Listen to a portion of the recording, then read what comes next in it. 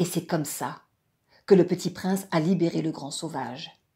L'homme a chargé l'enfant sur son dos et il s'est mis à courir, à courir, à courir. Il voulait fuir les barreaux, la cage, l'enfermement, et il courait, il courait, il courait. Et lorsqu'enfin il est arrivé dans la forêt profonde, sa course s'est ralentie. Son pas s'est fait plus sûr, plus lent, et il s'est enfoncé dans la forêt.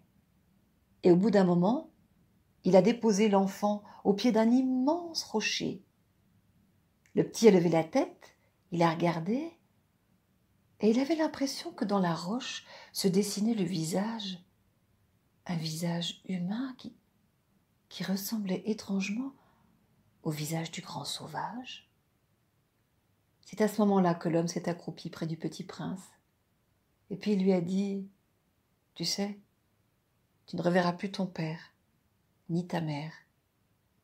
Mais ne t'inquiète pas, je vais prendre soin de toi, et tu sais, je te suis vraiment reconnaissant de m'avoir délivré. » À ce moment-là, le petit prince a senti une fatigue descendre dans son corps après tout ce qu'il avait vécu, et le grand sauvage a à peine eu le temps de le rattraper parce que l'enfant s'était endormi d'un seul coup. Alors l'homme a continué son chemin, il est passé derrière le rocher, et à quelques mètres de là, il est descendu dans le ventre de la terre. Et il est descendu, descendu, descendu. Et au fur et à mesure qu'il descendait, la lumière du jour s'atténuait et une sorte d'humidité chaude enveloppait le corps de l'homme et de l'enfant. Et lorsqu'ils sont arrivés en bas, tout en bas, l'homme a déposé le petit prince sur un lit de mousse et de feuilles, et l'enfant a dormi profondément. Et puis le lendemain, lorsque le petit s'est réveillé, il a vu que le grand sauvage était accroupi au bord d'une source claire. Alors le petit est allé le rejoindre, il s'est assis lui aussi, et quand il a plongé son regard dans l'eau, il est resté bouche bée. « Comme elle est belle !» a dit l'enfant. « J'ai jamais vu une eau si belle, si claire, si transparente. Oh, regarde, on dirait des petites perles qui scintillent. On dirait de l'or. » « C'est ça, » a dit le grand sauvage, « c'est comme ça qu'elle s'appelle, la source d'or. Et je suis content qu'elle te plaise, car à partir de ce jour, je te nomme gardien de la source d'or. Tu veilleras à ce que rien ne vienne la troubler, à ce que toujours elle soit lisse et claire comme elle te plaît. Et moi, le soir, je viendrai voir si tu as bien accompli ta mission. C'est important. » Et déjà, le grand sauvage s'en est allé. Alors, dès le lendemain matin, le petit prince, assis en tailleur, a pris sa mission très au sérieux. Il était là, il regardait l'eau, il était bien. Lorsque, soudain, le doigt qu'il s'était pincé dans la porte en délivrant le grand sauvage s'est mis à lui faire mal, mais mal. Alors, oubliant sa surveillance, pour quelques instants seulement, il a trempé son doigt dans l'eau. « Ah !» a dit le petit prince, « Mais qu'est-ce que je viens de faire ?» Mais c'était trop tard. Quand il a retiré son doigt, le doigt était entièrement doré. Et déjà, arrivé au loin le grand sauvage, alors vite, le petit garçon a mis son doigt derrière son dos et le grand sauvage lui a dit « Alors, comment s'est passée ta surveillance ?»« Bien, » a dit le petit prince. « Qu'est-ce que tu me racontes ? Tu dis des bêtises. Tu as trempé ton doigt dans l'eau, n'est-ce pas ? Écoute, petit, pour cette fois-ci, ça va. Mais il faut vraiment que tu réussisses cette mission, tu comprends ? C'est vraiment important. » « Oui, » a dit l'enfant. Le deuxième jour, à nouveau, le petit prince était assis en tailleur devant la source claire. Oh, oh, son doigt lui faisait mal encore, comme la veille, mais cette fois-ci, pas question de le mettre dans l'eau. Non, il l'a fourré dans ses cheveux.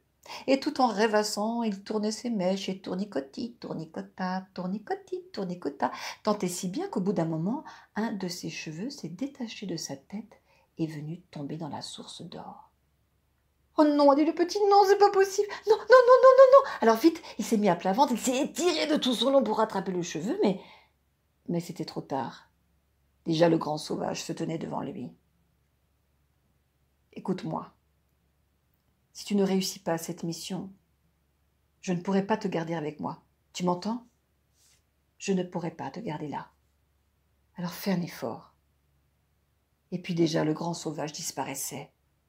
Le troisième jour, à nouveau, le petit prince était assis en tailleur devant la source claire. Il était droit comme un i. On aurait dit une statue. Il ne bougeait plus, il ne respirait plus, il fermait ses yeux, il voulait être le plus grand gardien du monde. Alors il était là.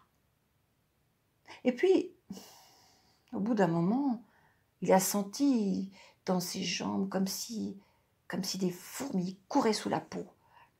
Alors il a eu envie de se lever, se dégourdir juste un petit peu les jambes, voilà, juste un petit peu. Et puis, il a regardé autour de lui, et c'est à ce moment-là qu'il est parti en exploration. Et il a regardé le ventre de la terre, les lagons, couleur émeraude, l'eau qui ruisselait le long des roches, et la roche qui sous l'effet de l'eau devenait dentelle ou pile d'assiettes. Il s'est promené encore un petit peu et puis il a levé la tête et il a vu des chauves-souris, des centaines de chauves-souris accrochées sous les voûtes. Oh, bah dis donc, le petit prince, il y en a vraiment beaucoup. Et puis il a continué à explorer. Et c'est alors qu'il a vu dans l'eau des petites crevettes blanches, aveugles. Et un peu plus loin, des tout petits escargots.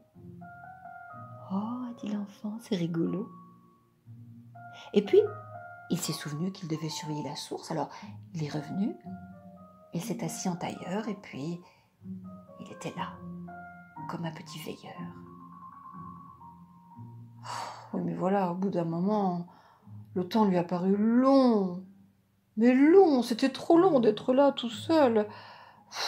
Alors, il a penché son visage au-dessus de l'eau. Et l'eau s'est faite miroir. Et quand il a vu son visage, oh, il a trouvé qu'il avait une bonne tête. Ça l'a amusé. Alors il a commencé à faire des grimaces. Il a tordu son nez, sa bouche. Il a tiré la langue. Blablabla. Il s'est fait des oreilles de lapin. Il s'amusait beaucoup. Et puis il se penchait. Et les cheveux qu'il avait longs maintenant jusqu'aux épaules ont à ce moment-là glissé dans l'eau. Oh non, a dit le petit. Oh non! Il s'est rejeté en arrière. Mais c'était trop tard. Sa chevelure était entièrement dorée. On aurait dit le soleil. Oh non, a dit le petit, non. Oh non, qu'est-ce que j'ai fait? C'est pas possible. Alors vite, il a fouillé dans sa poche, il a trouvé un mouchoir et puis il l'a mis sur sa tête, en guise de bonnet, mais déjà au loin arrivait le grand sauvage qui lui a dit « Retire ton mouchoir ». Et alors les boucles blondes ont cascadé sur ses épaules. « Tu n'as pas réussi ta mission », a dit le grand sauvage. « Je te l'avais dit. Je ne peux pas te garder ici. Je te l'avais dit. À partir d'aujourd'hui, nos chemins vont se séparer.